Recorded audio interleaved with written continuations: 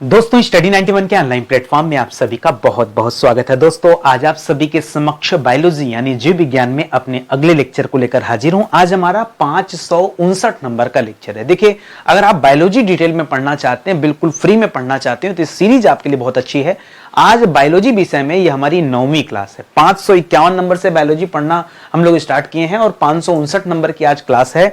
पीछे के क्लास में मैंने आपको और भी विषय कवर कराए, जैसे हिस्ट्री, ज्योग्राफी, पॉलिटी और आपके फिजिक्स, केमिस्ट्री, ये सब मैं कवर करा चुका हूं। ये हमारा 9वां विषय है बायोलॉजी। ठीक है, आज की क्लास अगर आप देखते हैं तो पूरे 16,770 सवाल आपके तैयार हो जाएंगे। जो हमने टॉपिक चूज किया है, इसमें एनिलिडा संघ के जितने भी जीव हैं, साथ ही साथ आर्थ्रोपोडा जो कि जंतुओं का सबसे बड़ा संघ कहा जाता है, एरेक्निडा, इन सभी के बारे में दोस्तों पढ़ने वाले हैं और इनसे संबंधित महत्वपूर्ण सवालों को देखने वाले हैं। ठीक है, आपकी स्क्रीन पर कई सारे सवाल दिख रहे होंगे, इन्हीं सवालों का जवाब आज आपको मैं अपनी क्लास में देने वाला हूं। ठीक है, यदि आपको भरोसा हो थोड़ा सा भी कि नितिन सर अच्छा पढ़ाते हैं, बढ़िया तरीके से समझा पाते हैं, हमें सिखा पाएंगे, तो दोस्तों आप एक मौका दीजिए और जुड़िए हमारे साथ हमारे पेड प्रोग्राम में। जी हाँ दोस्तों, जो हमारे पेड क्लास है ना, बहुत ही सुपर सेलिंग ये बैच है, बहुत बेहतरीन दोस्तों इसमें कंटेंट दिए गए। जिस दिन आप कोई एक बैच ज्वाइन कर लेंगे, फिर विश्वास कीजिए आप हर विषय स्टडी 91 पर ही पढ़ना पसंद करेंगे, क्योंकि सब कुछ डिपेंड करता है अच्छे कंटेंट पर। अगर बढ़िया तरीके से आपको पढ़ाया जाए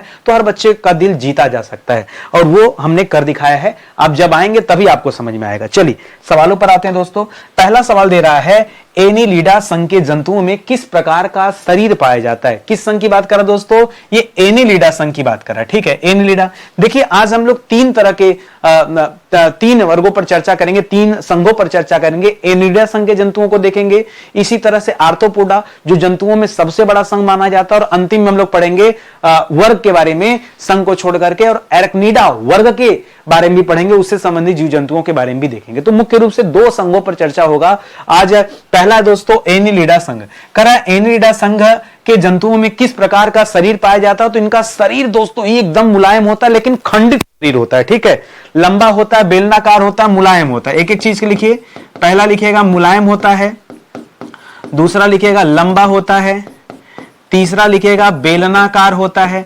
बेलनाकार होता है, इससे मतलब समझ गए कि ये कृमि के आकार का होता है, कृमि के जैसा शरीर होता है, ये भी आप याद रखेंगे। ठीक है, और चौथा लिखिएगा खंडित होते हैं। ठीक है, कैसा होता है दोस्तों? खंडित अवस्था में होते हैं, यानी कई सारे खंड में बटे होते हैं। इसमें ऐसे जीवों में स्पष्ट रूप से छल्ले नजर आते हैं। ठीक है, खंडित होने पर याद रखेंगे स्पष्टतः छल्ले नजर आते हैं, छल्ले नजर आते हैं। ठीक है, स्पष्ट रूप से दोस्तों उनके शरीर में ये छल्ले दिखाई देते हैं और छल्लों की वजह से विभाजन दिखाई देता है। ठीक है, तो ये एनिलिडा संघ के जीवों के बारे में हम चर्चा कर रहे हैं। एक दो सवाल देखिए, जैसे केचुआ की बात कर लिया जाए, जोंक की बात कर लिया जाए, नेरिस की बात कर लिया जाए, पॉलीकॉर्डियस की बात कर लिया जाए। करा ये सभी किस संघ के अंतर्गत आते हैं दोस्तों? तो ये सभी एनिलिडा संघ के अंतर्गत आने वाले जीव हैं। ठीक है, ये सब एनिलिडा संघ के अंतर्गत आते हैं। आप एग्जाम्पल में दोस्तों केवल केचुआ को ले लीजिए। ठीक है,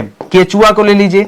देखिए, अगर आपने केचुआ को देखा हो तो आपने देखा होगा केचुआ का शरीर दोस्तों ऐसे ऐसे ऐसे होता है, और ये बहुत ही मुलायम होता है। हाथ में लेके देखेंगे तो एकदम मतलब समझ में आ जाएगा, मुलायम भी होता है, लंबा होता है, बेलनाकार होता है, और ये शरीर खंडित होता है। बहुत ध्यान से देखेंगे तो ऐसे लगेगा जैसे लगेगा जोड़ जोड़ के बना हुआ है। ठीक है, तो ये इसकी पहचान होती है, इसको आप याद रखेंगे। अगला सवाल देखिए, करा किस में त्वचीय शोषण होता है? ठीक है, त्वचीय शोषण। ऐसे कौन से जीव हैं जो त्वचा के माध्यम से शोषण करते हैं? तो कीट होते हैं, ऐसे बहुत सारे कीड़े होते हैं जो त्वचा के माध्यम से शोषण करते हैं। ज्यादातर जो आपके परीक्षा में पूछा जाता है उसमें ऑप्शन में हमेशा आपको केचुआ नजर आएगा, लेकिन केवल इतने से काम नहीं चलेगा। केचुआ हो गया, नहीं केचुआ दिया तो मेढक मिल सकता है आपके ऑप्शन में, और बहुत सारी मछलियां भी होती हैं। ठीक है, मेढक वो भी दोस्तों शोषण करता है। जैसे मैं मछलियों का नाम लूंगा, आप कहेंगे सर मछलियां तो गलफड़े से सांस लेती हैं। क्यों? मछलियां जो होती हैं, मछलियां ये कैसे सांस लेती दोस्तों? ये इनके पास गलफड़े होते हैं। ठीक है, ये गलफड़े से दोस्तों क्या करती हैं? श्वसन कार्य करती हैं। लेकिन कुछ मछलियां ऐसी होती हैं जो त्वचा के माध्यम से श्वसन करती, कुछ मछलियां जिनमें मडस्कीपर का नाम आता है। ठीक है, लिखेगा कुछ मछलियां। ठीक है, कुछ मछलियां जैसे दोस्तों कौन सा? जैसे मड स्कीपर हो गया। ठीक है, मड स्कीपर। जी हाँ दोस्तों, मड स्कीपर ये मछली के रूप में ही दोस्तों पाया जाता है, ये भी त्वचा से शोषण करता है। इसी तरह से जो ऊपर दोस्तों जोंक लिखा हुआ है, जोंक, जी हाँ दोस्तों जोंक, ठीक है, ये जोंक भी दोस्तों त्वचा से ही शोषण करता है। उनके शरीर पर छोटे छोटे छिद्र होते हैं। देखिए ये त्वची शोषण का मतलब क्या है, त्वचा पर छिद्र, ठीक है, त्वचा पर असंख्य की संख्या में दोस्तों छिद्र होते हैं और उसी से सांस ले लेते हैं अपने त्वचा से। इनके लिए कोई श्वास नली नहीं बनी होती, ठीक है। तो ये चीज दोस्तों याद रखेंगे, थोड़ा एंटिक जरूर है और अच्छा भी है। अगला दे रहा है, किसे किसानों का मित्र कहा जाता है या प्रकृति का हलवाहा कहा जाता है। तो ये कहा जाता है दोस्तों केचुए को। किसे कहा जाता है, केचुए को कहा जाता है। ऐसा क्यों कहा गया, क्योंकि केचुए दोस्तों मिट्टी में बिल कर देते हैं, जिसकी वजह से क्या होता दोस्तों, ठीक है, जिसके कारण उसमें हवा फंस जाती है, ठीक है, उसमें हवा फंस जाती है और इस तरह से दोस्तों नाइट्रोजन का स्थिरीकरण होता है, ठीक है, नाइट्रोजन स्थिरीकरण में सहायक, ठीक है, स्थिरीकरण में हेल्पफुल हो जाता है दोस्तों यह कारनामा। इसीलिए केचुए को किसान का मित्र कहा जाता है, ठीक है। इससे खेत बहुत ज्यादा उपजाऊ, अगर ऐसा होता है ना तो इनकी वजह से क्या होता है, खेत उपजाऊ हो जाता है, ठीक है, खेत उपजाऊ हो जाता है। जितना ज्यादा दोस्तों ये केचुए उसमें छिद्र करेंगे, वर्मी कंपोस्ट जिसे कहा जाता है, उतना ज्यादा दोस्तों ये खेत उपजाऊ हो जाता है। ये आप याद रखेंगे। करा जंतुओं का सबसे बड़ा समूह कौन सा है, जंतुओं का सबसे बड़ा समूह है आर्थ्रोपोडा। कौन सा संघ है दोस्तों, याद रखेगा, संघ आर्थ्रोपोडा, ठीक है, संघ आर्थ्रोपोडा को दोस्तों जंतुओं का सबसे बड़ा समूह, सबसे बड़ा संघ माना जाता है। लेकिन मान लीजिए अगर पूछ दे कि दूसरा सबसे बड़ा संघ, पहले नंबर पे तो आर्थ्रोपोडा आता है, बच्चा जानता है, दूसरे नंबर पे पूछ दे तब क्या बताएंगे, तो याद रखेगा इसमें आता है संघ मोलस्का। कौन सा आता है, संघ मोलस्का। अब मोलस्का में ज्यादातर दोस्तों जलीय जीव आते हैं, ठीक है, तो ये दूसरे नंबर पे आता है, पहले नंबर पे आर्थ्रोपोडा है, इसे आप याद रखेंगे। अगला सवाल देखिए, कर लगभग 2/3 जाति जो पृथ्वी पर है वो किस संघ के तहत आती है, किस संघ के जीव हैं, तो याद रखेगा सबसे ज्यादा जीव दोस्तों यह संघ आर्थ्रोपोडा के हैं, ठीक है, संघ आर्थ्रोपोडा के हैं। अगर और डिटेल में बात कर लेंगे तो आपने अभी भी देखा कि 2/3 जीव, ठीक है, 2/3 जीव जो दोस्तों वो आर्थ्रोपोडा के, जितना दुनिया में जीव पाए जाते हैं उसका 2/3 संघ इन्हीं का है। अगर परसेंटेज की बात करेंगे, मैं तो कह रहा हूं दोस्तों 80 से 90%, इतना भी, ठीक है, कहीं कहीं आपको आंकड़ा मिलेगा कि पृथ्वी पर जितने जीव पाए जाते हैं उनका 80 से 90% दोस्तों अकेले आर्थ्रोपोडा संघ के जीव हैं, ठीक है, आर्थ्रोपोडा संघ, इसीलिए सबसे बड़ा संघ इसे कहा गया है, ठीक है। और दूसरा सबसे बड़ा संघ है मोलस्का, जिसमें जलीय जीव वगैरह आते हैं। करा आर्थ्रोपोडा संघ में लगभग कितनी जातियां पाई जाती हैं, ठीक है।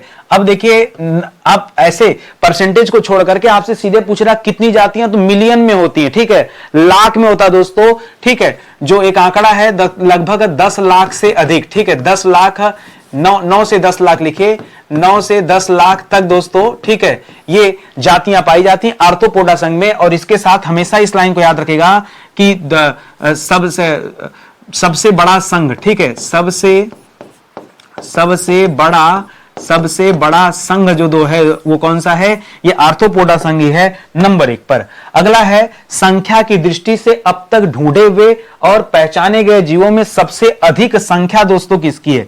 अब तक जितने भी जीवों की खोज हुई, आर्थ्रोपोडा संघ की बात कर रहा है, ठीक है, आर्थ्रोपोडा संघ में, ठीक है, आर्थ्रोपोडा संघ में सबसे ज्यादा जीव मिले और इसमें सबसे ज्यादा संख्या पता किसकी है, चींटियों की संख्या। सबसे ज्यादा आर्थ्रोपोडा में प्रजाति किसकी दोस्तों, तो आप चींटी ना बोलिए, पहले बोलिए कीटों की, ठीक है, कीटों की, कीट जो दोस्तों सबसे ज्यादा संख्या में है, चाहे उसे कीट कहिए चाहे उसे भृंग कहिए, क्या कहिए, भृंग कहिए, ठीक है, कीट या भृंग, ठीक है। और कीटों में भी दोस्तों सबसे ज्यादा किसका है, तो कीटों के अंदर याद रखेगा चींटियों का, ठीक है, चींटियां जो है दोस्तों सबसे ज्यादा प्रजाति ये चींटियों की पाई गई हैं, ये आप याद रखेंगे, ठीक है, लाखों में, ठीक है, लाखों में दोस्तों, लाखों प्रजाति अकेले चींटी में पाई गई हैं, ये आप याद रखेंगे।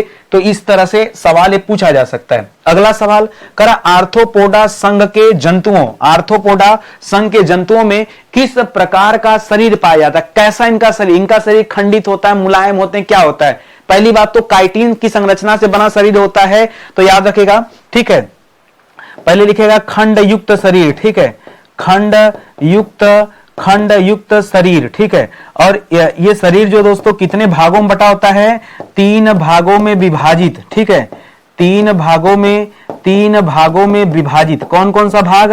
एक भाग हो गया सिर, ठीक है, सिर अलग होता है, इनका उदर मतलब उदर हुआ मतलब ये पेट वाला हिस्सा, सिर वाला हिस्सा अलग हो जाएगा, उदर वाला हिस्सा अलग हो जाता है, और वो वक्ष वाला हिस्सा अलग हो जाता है, ठीक है। सिर उदर और बीच में लिखना चाहिए था वक्ष, चलिए कोई बात नहीं, आगे पीछे कर दीजिएगा। सिर वक्ष उदर ऐसे लिखेगा दोस्तों। ये 3 होते हैं, 3 भागों में बटे होते हैं, और इनकी शरीर जो दोस्तों ये किससे बनी होती है, तो काइटिन, ठीक है, काइटिन से निर्मित,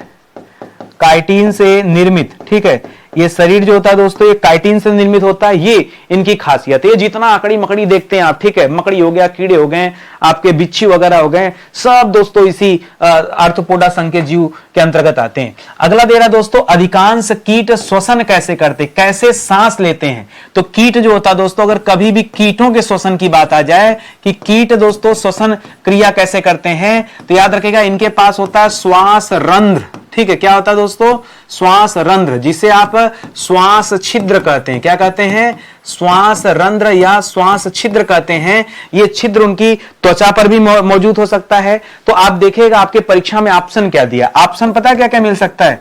जैसे एक मिल सकता है वातक तंत्र द्वारा, क्या मिल सकता है, वातक तंत्र द्वारा, इसको बोलते हैं ट्रैकिया। क्या बोलते हैं दोस्तों, इसको बोलते हैं ट्रैकिया। ट्रैकिया के माध्यम से दोस्तों क्या करते हैं, ज्यादातर कीट जो होते हैं श्वसन करते हैं, या तो फिर आपके एग्जाम में ऑप्शन मिल जाएगा श्वास रंध्र का। तो जैसा ऑप्शन दिखे वैसा आप जवाब दीजिएगा। अगला सवाल है, आर्थ्रोपोडा संघ के जंतुओं में किस प्रकार का निषेचन पाया जाता है, ठीक है। तो देखिए अगर मामला आर्थ्रोपोडा का है, अगर मामला, बहुत कंफ्यूजन वाला सवाल है, ठीक है, अगर मामला आर्थ्रोपोडा का है तो याद रखेगा मुख्यतः, ठीक है, मुख्यतः इनमें पाया जाता है आंतरिक निषेचन। क्या होता है दोस्तों, इनमें पाया जाता है आंतरिक निषेचन की क्रिया पाई जाती है। लेकिन यदि दोस्तों मामला जो है जलीय जीवों का है, तो कुछ ऐसे आर्थ्रोपोडा में जलीय जीव आते हैं, ठीक है, जलीय जीवों का है जिनमें बाह्य निषेचन भी होता है, ठीक है। अगर इनमें कुछ जलीय जीव की बात करेंगे तो उनमें क्या होता है दोस्तों, उनमें बाह्य निषेचन भी होता है। तो ज्यादातर क्या होता है दोस्तों, अधिकांश में तो जो है आंतरिक निषेचन होता है। तो ऐसे में भाई आपको दोनों मानना पड़ेगा कि ये इसमें दोनों प्रकार के निषेचन होते हैं, मतलब आंतरिक एवं बाह्य दोनों प्रकार के निषेचन होते हैं। ये आप याद रखेंगे, ये भी बढ़िया सवाल है। अगला सवाल देखिए, करा किस संघ से संबंधित जंतुओं में जोड़े में पैर पाए जाते हैं, ठीक है, जोड़ा, 1 जोड़ा, 2 जोड़ा, 3 जोड़ा, 4 जोड़ा ऐसे पाए जाते हैं। तो ये इसी संघ की खासियत है, आर्थ्रोपोडा संघ की खासियत है, ठीक है,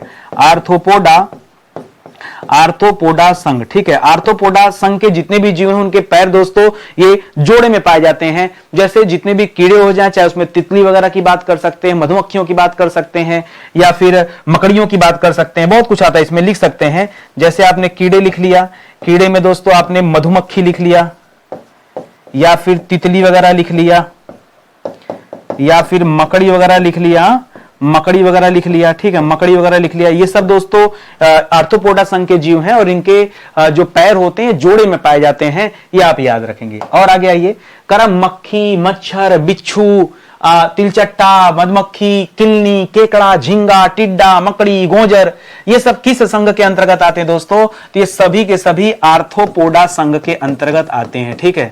आर्थ्रोपोडा संघ के ये सभी जीव हैं। ये आप यहां जितना दे रहा है ना, आपसे एग्जाम में अलग अलग सवाल पूछ सकता है, ठीक है। तो इसमें बहुत सारे आपको जलीय जीव भी नजर आ रहे होंगे, आप यही देखिए, इसको देख लीजिए, ये केकड़ा और झींगा देख लीजिए, इनके शरीर भी खंडित रूप में होते हैं। शरीर जो है काइटिन की बनी होती है, बाह्य संरचना का जो कंकाल होता है, ठीक है, कंकाल मत कहिए, शरीर का बाहरी हिस्सा जो होता है वो काइटिन का बना होता है, कंकाल तो हड्डी होती है, ठीक है, तो उसमें तो कैल्शियम ही होगा। आगे बढ़िए, अगला सवाल देखिए। अगला सवाल दे रहा दोस्तों कि मधुमक्खी कॉलोनी के सदस्यों को एक दूसरे से किस प्रकार पहचानती हैं, ठीक है। मधुमक्खी कॉलोनी के जो सदस्य होते हैं, जितनी मधुमक्खियां होती हैं, वो कैसे एक दूसरे से पहचान करती हैं, तो पहला चीज लिखिएगा, आपके एग्जाम में आएगा गंध के द्वारा, ठीक है। एक विशेष गंध होती है, गंध के द्वारा दोस्तों ये पहचान कर सकते हैं, या फिर जिसे हम कहते हैं फेरोमोन्स, ठीक है। क्या कहते हैं, फेरोमोन्स द्वारा, ठीक है, फेरोमोन्स द्वारा दोस्तों ये क्या करते हैं, एक दूसरे को पहचानते हैं, ठीक है। ये बड़ा अच्छा सा सवाल है, तो तो सबका अपना अपना पहचानने का तरीका होता है। उसी तरह से देखिए जीव जंतुओं में भी पहचान का अपना तरीका होता है। बारूदी सुरंगों का पता लगाने के लिए दोस्तों कौन उपयोगी होती हैं? तो बारूदी सुरंगों का पता लगाती है मधुमक्खियां। जी हाँ दोस्तों, मधुमक्खी जो होती हैं इनको ट्रेनिंग दिया जाता है। हाँ, सैनिकों के द्वारा जैसे कुत्तों को ट्रेन किया जाता है वैसे मधुमक्खियों को ट्रेन किया जाता है। ये मधुमक्खियां बारूदी सुरंगों का पता लगाती हैं और आके इन्फॉर्म करती हैं। ये सब होता है दोस्तों, ये आधुनिक समय की हम बात कर रहे हैं। अच्छा, इनके उड़ने की स्पीड औसत गति कितनी होती है? तो 21 किलोमीटर प्रति घंटा की स्पीड से दोस्तों ये मधुमक्खी जो है उड़ती है। ठीक है, तो याद रखेगा परीक्षा में सवाल आता है औसत गति, तो क्या बताएंगे?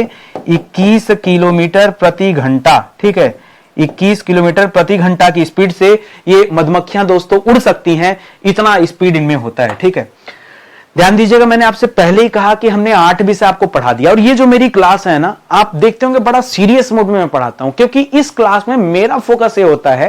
और मैं सीरियस क्यों पढ़ाता हूं अभी बता दूं। मेरे स्थान पे कोई दूसरा इंसान होता ना, 1 घंटे इसी बात को खींचता। मैं सोचता हूं अगर मैं 30 सवाल करने में 60 मिनट लगाऊंगा, इसका मतलब सीधा सीधा है कि मैं एक सवाल 2 मिनट में पढ़ा रहा हूं। और अगर इतने इस तरह सवाल पढ़ाऊंगा तो मैं कहता हूं कि कोई भी बच्चा एग्जाम में क्वालिफाई नहीं कर पाएगा। क्यों? आपके पास इतना टाइम कहां है? मैं अगर एक सवाल को 2 मिनट में करूंगा तो मेरा बच्चा भी वो तो 2 मिनट से ज्यादा समय लेगा ना, क्योंकि मेरा तो ये रोज का काम है। मैं कहीं ना कहीं बच्चों से ज्यादा मेहनत करूं। अगर मैं 2 मिनट का ले रहा हूं तो कोई बच्चा मेरे स्थान पे तो भैया 2, 2.5, 3 मिनट लेगा। अगर वो 3 मिनट में एक सवाल हल करेगा तो क्या ही हल करेगा, क्या एग्जाम क्वालिफाई करेगा? तो फिर बच्चे के दिमाग में बात आनी चाहिए कि सर हमको ऐसे टीचर से पढ़ना है जो कम समय में ज्यादा पढ़ाए। देखिए मार्केट में बहुत सारे लोग हैं, हर आदमी कंटेंट क्रिएटर ही बन रहा है। अब तो सरकार ने बजट में घोषणा भी कर दिया कि स्कूलों में हम ऐसा लैब बनाएंगे जहां कंटेंट क्रिएट करना सिखाया जाएगा। समझ रहे हैं? तो सबको चकाचौंध दुनिया से जोड़ा जाएगा ताकि लोग पढ़ाई लिखाई छोड़कर इसी में मदमस्त रहें और सरकार जो कहे बस उसको सुनते रहें। तो अब जो भी हो वो आपके समझ में नहीं आएगा, बहुत बड़ी बड़ी बातें हैं, खैर उस पर हम नहीं चर्चा करना चाहेंगे। मुद्दे की बात यह है कि कम समय में ज्यादा कंटेंट कौन देता है। तो हम तो इतना डिस्क्रिप्शन भी दे रहे हैं, और ऐसा नहीं कि आप कहीं भी उठा के देख लीजिए, कहीं भी एक बात नहीं लिखी है। जैसे यहां मधुमक्खी बता के मैं जा सकता था, लेकिन मैंने एक और आपको उत्तर दिया, भैया औसत गति भी याद रखना 21 किलोमीटर प्रति घंटा। एक और सवाल मिला ना, मैं यहां पर एक दूसरे को कैसे पहचानते हैं, गंध के द्वारा बोलकर जा सकता था, लेकिन मुझे पता है एग्जाम में हो सकता है फेरोमोन्स का ऑप्शन मिल दे। मैंने यहां 2 बातें बताया। इस तरह से आप कहीं भी देखेंगे ना, तो ये मैं इंफॉर्मेशन के लिए बता रहा हूं हर जगह। देखिए मैंने कहा ना कि कीट के बारे में देगा तो श्वास रंध्र भी दे सकता है, श्वास छिद्र भी दे सकता है, और वातक तंत्र भी दे सकता है। तो यहां पे 2 सवाल आपको मिला। मैंने यहां पर आंतरिक निषेचन के साथ साथ बाह्य निषेचन पे चर्चा किया। यहां पूछा था आर्थ्रोपोडा संघ बता के जा सकता था, लेकिन और अलग अलग लिखा, एक्सप्लेन किया। तो ये दोस्तों पढ़ाने का जब तक इस तरह से नजरिया नहीं होगा तब तक आपके अंदर कॉन्फिडेंस नहीं आएगा। और इसी तरह से मैंने पीछे 550 लेक्चर जो है आपको दे दिए। 550 लेक्चर, कुल 16,500 सवाल मैं आपको पढ़ा दिया हूं। आज ही की क्लास में आप कौन से नंबर का सवाल कर रहे हैं? आज आप पढ़ रहे हैं दोस्तों 17,000 ठीक, 16,720 पे आ चुके हैं। वहां 16,500 की बात थी, यहां 16,770 आप कवर कर रहे हैं। और अब देखो यहां 550 लिखा है और आप कवर कर रहे हैं 559 नंबर की क्लास। तो आप किसी भी सरकारी परीक्षा की तैयारी कर रहे हो, ये सेशन आपके लिए दोस्तों बहुत बहुत इंपॉर्टेंट है, बहुत हेल्पफुल होगा आपके एग्जाम में। करा जुगनू दोस्तों क्या है?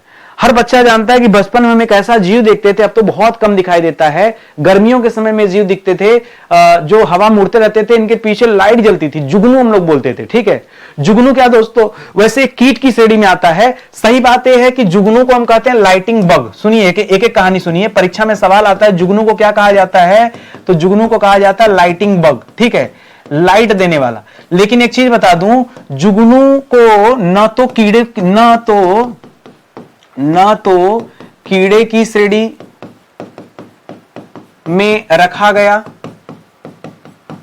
इसको हम आप बोल देते हैं कि कीड़ा है, लेकिन इसको कीड़ा लोग नहीं मानते, और ना ही इसको मक्खी की श्रेणी में रखा गया। ना तो ये कीड़ा है, ना ही मक्खी की श्रेणी में रखा गया, ना ही मक्खी की श्रेणी में रखा गया। सवाल ये आता है, अगर ना ये कीड़ा है ना मक्खी है तो है क्या? ये है भृंग। ठीक है, जुगनू क्या है? तो याद रखेगा जुगनू एक प्रकार का भृंग है। क्या है? भृंग। ये नया शब्द आप याद रखेगा, और एग्जामिनर को भी पता है। बच्चा ही कीड़ा और मक्खी में उसका जीवन चला जाएगा, ये नहीं जानता ये बात। तो आप समझिए कि आपका एग्जामिनर आपको कहां फंसा सकता है। कह फेरोमोन्स सामान्यतः किसके द्वारा उत्पन्न किया जाता है? कीड़ों के द्वारा उत्पन्न किया जाता है। मधुमक्खियां इसी से दोस्तों पहचान करती थी, ठीक है। तो फेरोमोन्स दोस्तों ये कीटों के द्वारा, ठीक है, ये कीटों के द्वारा पैदा होता है। जैसे मधुमक्खी दोस्तों इस तरह के फेरोमोन्स छोड़ती हैं, या चींटियां भी दोस्तों इस तरह के फेरोमोन्स छोड़ती हैं, ठीक है। तो फेरोमोन्स खास करके कीटों द्वारा ही छोड़ा जाता है पहचान के लिए। ये फेरोमोन्स दोस्तों पहचान करने में सहायक होते हैं। करा कीटों में पाए जाने वाला जो श्वसन अंग होता है उसे हम क्या कहते हैं? बताया तो पीछे आपको, उसे हम श्वास रंध्र बोलते हैं, या फिर श्वास नली बोलते हैं, ट्रैकिया बोलते हैं, ठीक है। चलिए एक एक करके लिख लीजिए। वातक तंत्र दे सकता है, इसी को हिंदी में ट्रैकिया दे सकता है, श्वास रंध्र दे सकता है, या फिर श्वास छिद्र दे सकता है। इस तरह से दोस्तों शब्द देगा, ठीक है। तो ये सब कीटों में पाए जाने वाले श्वसन अंग हैं, ये आप याद रखेंगे कि कैसे कैसे ऑप्शन मिल सकता है। करा तिलचट्टों के शरीर में वायु किस अंग से प्रवेश करती है? ठीक है, तिलचट्टों के शरीर में जो हवा होती है, जैसे हमारे शरीर में हवा किस अंग से प्रवेश करती है? तो या तो नाक से प्रवेश करेगी या तो मुंह से प्रवेश करेगी। इसके अलावा कोई रास्ता नहीं ना अंदर जाने का। बाहर निकलने का रास्ता हो सकता है, अंदर जाने के दोस्तों यही दो रास्ते हैं। इसी तरह से जो तिलचट्टे होते हैं उनमें हवा कहां से जाती है? तो उनके पार्श्व किनारों पर दोस्तों छोटे छोटे छिद्र पाए जाते हैं, ठीक है। और उन्हीं छिद्र को हम क्या कहते हैं? श्वास रंध्र कहते हैं, ठीक है। तो लिखिएगा, इनमें जो हवा होता है ये श्वास रंध्र के माध्यम से जाता है, ठीक है। और ये श्वास रंध्र दोस्तों लिखेगा पार्श्व में, ऐसे लिखेगा, ऐसे लिखिए सीधे सीधे, शरीर की त्वचा में छोटे छोटे छिद्र, शरीर की त्वचा में छिद्र, ठीक है। उसी छिद्र से दोस्तों क्या होता है? ये हवा चला जाता है। इस तरह से याद रखेंगे। करा खुला नाड़ी तंत्र दोस्तों किसे में पाया जाता है? खुला नाड़ी तंत्र तो ज्यादातर लोग जानते हैं भैया कि ये तिलचट्टा में पाया जाता है, लेकिन मैं आपसे पूछता हूं कि क्या सिर्फ और सिर्फ तिलचट्टा में पाया जाता है? नहीं, ऐसे बहुत सारे आर्थ्रोपोडा संघ के जीव हैं जिनमें खुला नाड़ी तंत्र पाया जाता है। तो उसमें और भी ऑप्शन लिखिएगा, जितने भी आप बल्कि तिलचट्टा मत बोलिए, आप ऐसे बोलिए कि खुला नाड़ी तंत्र जो है ये आर्थ्रोपोडा में भी पाया जाता है और मोलस्का संघ में भी पाया जाता है। आर्थ्रोपोडा संघ के जीव में भी पाया जाता है। और जो आपने दूसरा सबसे बड़ा संघ पढ़ा था मोलस्का संघ, ये मोलस्का संघ के जीव में भी पाया जाता है। जब आर्थ्रोपोडा में बात करते हैं तब तिलचट्टा की बात करते हैं, केकड़ा की बात करते हैं। तिलचट्टा केकड़ा, तिलचट्टा लिखिए पहले, ठीक है। तिलचट्टा केकड़ा, ठीक है, केकड़ा, ठीक है, इन सब की बात करते हैं, ठीक है। तो ये सब दोस्तों और भी एग्जांपल ऐसे हैं, तो इसमें ओपन वाला पाया जाता है। लेकिन इसी तरह से मोलस्का संघ के जो जीव होते हैं उनमें भी कई जीवों में खुला नाड़ी तंत्र पाया जाता है, तो ये आप याद रखेंगे। करा किस जीव का रक्त दोस्तों सफेद होता है? खून दोस्तों सफेद रंग का होता है, तो ऐसा कहा जाता है तिलचट्टा का खून, ठीक है। तिलचट्टा का खून दोस्तों सफेद रंग का होता है। सफेद रंग का, इसमें हीमोग्लोबिन की कमी होती है। हीमोग्लोबिन की कमी होती है, जिसके कारण खून का रंग दोस्तों पारदर्शी हो जाता है। क्या हो जाता है दोस्तों? पारदर्शी हो जाता है। और उसी पारदर्शी होने की वजह से ये सफेद रंग का दिखने लगता है। और ये खाली तिलचट्टा में नहीं होता है, और भी आपको बता दूं, आप झींगा ले लो, उसमें भी खून आपको नहीं मिलेगा, पारदर्शी मिलेगा। आप केफिस ले लो, क्रेफिस, ठीक है। क्रेफिस दोस्तों ये कुछ जलीय जीवों के नाम है, ठीक है, क्रेफिस, ठीक है। या आइस फिश, ये आर्कटिक क्षेत्र में मिलती है, आइस फिश, ठीक है। आइस फिश, ये आइस फिश दोस्तों कहां मिलती है? ये आर्कटिक में मिलती है, ठीक है। आर्कटिक पड़ेगा उत्तरी ध्रुव के समीप, ये इसमें ले लो, ठीक है। इन सभी का खून जो होता है सफेद होता है, पारदर्शी होता है। मैं चाहता हूं कि आपका कॉम्पिटिटर भी तिलचट्टा जानता है, कम से कम आप उससे एक कदम आगे रहिए। क्या आप नहीं चाहते हैं कि उससे ज्यादा जाने? जब आप उससे एक कदम आगे रहेंगे तभी आप कुछ कर पाएंगे, अन्यथा फिर नहीं कुछ होने वाला है। इस चीज को आप ध्यान में रखिए। आगे दे रहा है चींटियां दोस्तों ये किस वर्ग की प्राणी? देखिए संघ नहीं दिख रहा है, संघ नहीं लिख रहा, अब क्या लिख दिया दोस्तों? वर्ग लिख दिया कि ये किस वर्ग में आती हैं। तो याद रखेगा, अब देखिए जैसे वर्ग अगर संघ पूछता तो आपने देखा कि खंडित शरीर, तो उस आधार पर दोस्तों आप आर्थ्रोपोडा में रख देते, लेकिन ये वर्ग पूछ रहा है। तो आपसे जब ऑप्शन देगा तो ऑप्शन में देगा कीट वर्ग, ठीक है। क्या देगा? कीट, या दूसरा ऑप्शन दे सकता है संघ, तो वही रहेगा, संघ जो है वो तो आर्थ्रोपोडा ही रहेगा, उसमें नहीं दिक्कत है, क्योंकि शरीर तो खंडित है, तो संघ तो आर्थ्रोपोडा है। लेकिन अगर वर्ग दे देना तो यहां पे बदलाव करना है। वर्ग में याद रखेगा कीट वर्ग में आती है। किस में आती हैं? कीट वर्ग में। इस चीज का आपको विशेष ध्यान देना है, ठीक है। आगे देखिए, अगला सवाल दे रहा है कि जब चींटियां काटती हैं तो वह क्या अंतःक्षेपित करती हैं, ठीक है।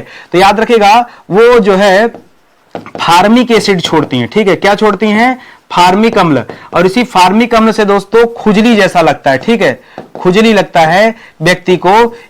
ये फार्मिक एसिड दोस्तों याद रखेंगे, ठीक है। इसके अलावा फेरोमोन छोड़ती हैं, वो पहचान के लिए छोड़ती हैं, इसको भी याद रखेंगे। अगला सवाल करा, किसका मस्तिष्क उसके शरीर के अनुपात में सबसे बड़ा होता है, ठीक है, अनुपात में सबसे बड़ा।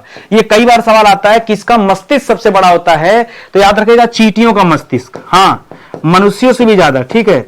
चींटियों का मस्तिष्क, ठीक है, ये दोस्तों सबसे बड़ा होता है, सबसे बड़ा होता है। अच्छा, अनुपात की बात किया दोस्तों, तो कितना अनुपात होता है, तो लिखिएगा शरीर का 12 से 15%, ठीक है, शरीर का 12 से 15%, तो जितना बड़ा चींटी होती है उसका 12 से 15%। जबकि अगर मनुष्य की बात करेंगे तो मनुष्य के शरीर में उसका जो मस्तिष्क होता है, ठीक है, वो सिर्फ शरीर का 2% होता है, ठीक है, शरीर का 2% दोस्तों ये मनुष्य में होता है। जबकि चींटियों में उनका जो मस्तिष्क होता है 12 से 15% होता है। अच्छा, एक सवाल और आता है, सबसे बड़ा मस्तिष्क वजन में किसका होता है? एक होता है स्पर्म वेल, ठीक है, ध्यान दीजिएगा, आपने सुना भी नहीं होगा। एक होता है स्पर्म वेल, ठीक है, स्पर्म वेल। इसका मस्तिष्क दोस्तों, इसका मस्तिष्क ये सबसे बड़ा माना गया है। इसका मस्तिष्क वजन के हिसाब से, वजन में दोस्तों, वजन के हिसाब से ये जो स्पर्म वेल की बात करें, इसका मस्तिष्क सबसे बड़ा है। देखिए, अनुपात के हिसाब से पूछेगा तो आप चींटी बताइएगा, लेकिन वजन के हिसाब से जैसे पूछेगा तो आप स्पर्म वेल का नाम लीजिएगा। करीब 7.8 किलो का क्या होता है, ये मस्तिष्क होता है। तो याद रखेंगे 7.8 kg, ठीक है, किलो का मस्तिष्क होता है। ये चीज भी आप याद रखेंगे। तो जब आप मेरे साथ पढ़ते हैं, मेरा फोकस हमेशा होता है कि जितनी चीजें मुझे पता है वो चीजें मैं अपने बच्चों को दे दूं। इस टॉपिक पर जहां जहां हमको लग रहा है कि नहीं आपको एक्स्ट्रा देना चाहिए, वो सब चीजें आपको बताते चल रहा हूं। करा, मच्छरों के बारे में दोस्तों क्या सही है वो बताइए। सही तथ्य क्या है, सही तथ्य क्या हो बताइए। आइए पॉइंट वाइज लिखते हैं, 3 सवाल यहां से बनते हैं, ठीक है। पहली बात लिखिएगा, नर मच्छर फूलों का रस पीते हैं, ठीक है, फूलों का रस पीते हैं, ठीक है। लेकिन जो मादा मच्छर है, मादा मच्छर, ठीक है, मादा मच्छर ये क्या कहती है, ये खून पीती है। ये क्या पीती है, ये खून पीती है, ठीक है, जानवरों का खून पीती है, इंसानों का खून पीती है, ये इसकी खासियत होती है, ठीक है। और तीसरा पॉइंट लिखेगा, ठीक है, मादा मच्छर के डैने, मादा मच्छर के डैने, मच्छर के डैने, डैने मतलब पंख, ठीक है, नर की अपेक्षा बड़े होते हैं, ठीक है, नर की अपेक्षा बड़े होते हैं। ये मैं 3 बात क्यों लिखा, क्योंकि कथन कारक में सवाल देता है, और जब कथन कारक में देता है तो उलझा देगा। इस वजह से दोस्तों इसको 3 पॉइंट में ऐसे ही आप बांट के लिखिएगा और याद रखिएगा, ठीक है। आगे देखिए अगला सवाल। अगला सवाल दे रहा है कि टिड्डों का कान कहां पर पाया जाता है। यह सवाल इसलिए भी इंपॉर्टेंट है क्योंकि आप हैरान हो जाएंगे कि सर ऐसा है क्या। टिड्डों का कान दोस्तों पेट पर पाया जाता है, ठीक है, पेट पर कान। लेकिन आप जिस कान को समझ रहे हैं ना, वैसा कान नहीं होता है। एक्चुअली कान नहीं होता है, एक्चुअली पेट पर कान के पर्दे होते हैं, ठीक है, कान के पर्दे होते हैं। ये पर्दे दोस्तों तरंग महसूस करते हैं, ठीक है, तरंग महसूस करते हैं, ठीक है, सुनने के लिए। तो इनको ध्वनि से कोई मतलब नहीं होता। टिड्डों के जो कान होते हैं उनके पेट के अगले हिस्से में होते हैं। हाँ, आप जानिए भाई, यही सब तो है बायोलॉजी। देखिए, जब आप बायोलॉजी पढ़ेंगे तो आनंद आना चाहिए पढ़ के, लेकिन सवाल भी वैसा होना चाहिए और पढ़ाने वाला भी वैसा होना चाहिए। करा, केकड़े व झींगा दोस्तों एक किस संघ में आते हैं। अरे भाई, इनका शरीर भी बटा होता है, तो भैया इनको भी तो अगर संघ की बात किया है तब तो पीछे मैंने आपको पढ़ाई दिया था कि आर्थ्रोपोडा संघ के जीव हैं, ठीक है, पीछे ही आपको पढ़ाया था ना, भले जलीय जीव हैं लेकिन है दोस्तों आर्थ्रोपोडा संघ में, ठीक है। तो ये तो मैंने पीछे भी चर्चा किया था, कोई नई चीज तो यहां पे है नहीं।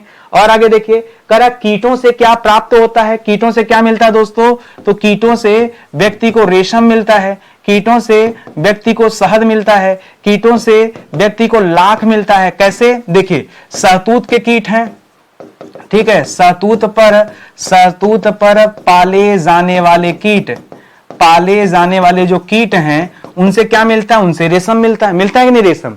इसी तरह से मधुमक्खियां जो हैं, ठीक है, मधुमक्खी, इनसे दोस्तों शहद मिलता है। लाख के कीड़ों से, ठीक है, लाख के कीड़ों से हमें लाख की प्राप्ति होती कि नहीं। इसी तरह से रंग भी मिलता है, मोम भी मिलता है। हाँ, कीड़ों से दोस्तों मोम की प्राप्ति भी होती है, कीड़ों से दोस्तों रंग की प्राप्ति भी होती है। तो ये सब दोस्तों कीड़ों से प्राप्त होने वाले उत्पाद हैं, इन्हें आप याद रखेंगे, कीड़ों से प्राप्त होने वाले उत्पाद। करा मकड़ियां दोस्तों ये किस संघ के अंतर्गत आती हैं, मकड़ियां, मकड़ियों को क्या आर्थ्रोपोडा संघ या कोई अलग से संघ है तो देखिए आर्थ्रोपोडा संघ, ठीक है। देखिए अगर आपसे संघ पूछे तो आपका जवाब क्या होगा, सीधे सीधे यही जवाब होगा आर्थ्रोपोडा। ये हमने पीछे भी पढ़ाया, फिर से पढ़ा रहा हूं, ये है आर्थ्रोपोडा संघ में। लेकिन वर्ग पूछेगा तो अरेक्निडा बताएगा। यहीं पे दोस्तों अगर आपसे वर्ग पूछ दे कि मकड़ियां किस वर्ग में आती हैं तो याद रखेगा ये अरेक्निडा वर्ग में आती है, ठीक है, अरेक्निडा, ठीक है, अरेक्निडा ये वर्ग में आती हैं, ये आप याद रखेंगे। बहुत बहुत इंपॉर्टेंट सवाल है, ठीक है। अगला सवाल देखिए, अगला दे रहा है मकड़ी, बिच्छू तथा बरूथी ये किस वर्ग के दोस्तों अंतर्गत आते हैं। देखिए वर्ग दे दिया तो बताएगा अरेक्निडा वर्ग, कौन सा, अरेक्निडा वर्ग के अंतर्गत आते हैं। अगर यही संघ पूछता तो संघ में तो आर्थ्रोपोडा ही आता, संघ में आर्थ्रोपोडा ही आता। और एक चीज और याद रखिएगा, ये जो मकड़ी होता है ना, मकड़ियों में अष्टपाद पाए जाते हैं। अष्टपाद मतलब 4 जोड़ी पैर, ठीक है, इनमें क्या हो जाता है, 4 जोड़ी पैर हो जाते हैं। इसीलिए कीट की श्रेणी से अलग इनको रखा गया, इनको कीट में नहीं रखा जाता, इनको कीट की श्रेणी से अलग रखा गया है। ये चीज भी आप ध्यान देंगे। तो यहीं पे दोस्तों आज का ये सेशन समाप्त होता है। उम्मीद करता हूं आपको अच्छा लगा होगा। देखिए अच्छा पढ़ाएंगे, अच्छा कंटेंट होगा तो अच्छा लगेगा भी। लेकिन मैं एक चीज से बड़ा हैरान रहता हूं, मैं आज जो क्लास पढ़ा रहा हूं ये 3 साल बाद वायरल होगा। अगले 3 साल तक यानी अगले 1000 दिन तक इसको बच्चा नहीं पढ़ेगा, ये वाली क्लास। 1000 दिन बाद जब आके आप देखेंगे, यानी आज से मैं जो 3 साल पहले पढ़ाया था वो वीडियो आज वायरल हो रहा है। ये हालत है, क्या दिक्कत है। या तो मैं सोचता हूं कि मैं कुछ ज्यादा आगे सोच के फ्यूचर में पढ़ा रहा हूं क्या, अरे मैं भी तो प्रेजेंट में हूं। आप आज जुड़िए। अच्छा कई बार बच्चे कहते हैं सर नोटिफिकेशन नहीं आया, पता ही नहीं चलता आप कब पढ़ाते हैं। अरे आपका फर्ज बनता है कि फ्री का चैनल है, पैसा देना नहीं है, तो आप स्टडी 91 सर्च करके आ जाया करिए। और ऐसा नहीं कि मैं पढ़ाता नहीं हूं, कभी कोई काम आ गया, कोई अर्जेंसी है तभी नहीं पढ़ाता। और मेरी एक आदत है, या तो मैं अच्छा पढ़ाता हूं या तो मैं नहीं पढ़ाता हूं। अगर समय नहीं रहता है मैं खाना पूर्ति नहीं करता कि चलो कुछ भी ले जाके पढ़ाओ, औरों की तरह नहीं, खाना पूर्ति नहीं। पढ़ाओ तो अच्छे से पढ़ाओ, कंटेंट में दम होना चाहिए। और नहीं पढ़ाना है तो 2-4-10 दिन मत पढ़ाओ, चलेगा। इसीलिए जब आप मेरी क्लास देखते हैं तो एकदम संतुष्ट होकर देखा करिए। बहुत शानदार सेशन है और विश्वास कीजिएगा। और हमारा पेड कोर्स पढ़ के देखिए, हिस्ट्री का बैच पढ़ के देखिए, आनंद आ जाएगा।